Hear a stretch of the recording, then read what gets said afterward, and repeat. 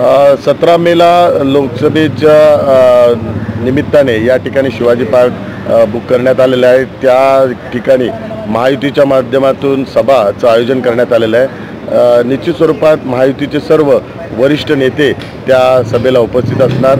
आदरणीय राजसाहेब ठाकरे यांच्या माध्यमातून त्या सभेचं आयोजन होईल।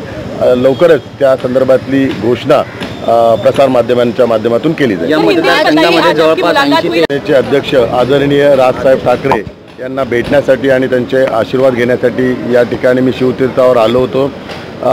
आपल्या सर्वांना माहिती आहे, आदरणीय राजसाहेब ठाकरे यांनी महायुतीला आणि माननीय पंतप्रधान नरेंद्र मोदीजींना बिनशर्त पाठिंबा गुढीपाडव्याला घोषित केला होता आणि म्हणून महायुतीचा उमेदवार म्हणून या ठिकाणी मी त्यांचा आशीर्वाद घेण्याकरता उपस्थित होतो।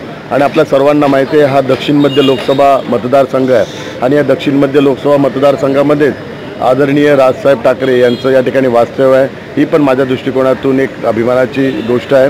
आणि एक दुसरं माझं भाग्य आहे की 18 वर्षानंतर महाराष्ट्र नवनिर्माण सेनेच्या स्थापनेनंतर आदरणीय राजसाहेब ठाकरे महायुतीचा उमेदवार म्हणून पहिल्यांदाच म्हणजे 18 वर्षानंतर धनुष्यबाणावर वोटिंग करणार आहे। हे पण मी माझं भाग्य समजतो महायुतीचा उमेदवार म्हणून। आणि त्यांच्यासोबत आणि संदीप देशपांडे आम्ही सर्वजण त्यासोबत होतो।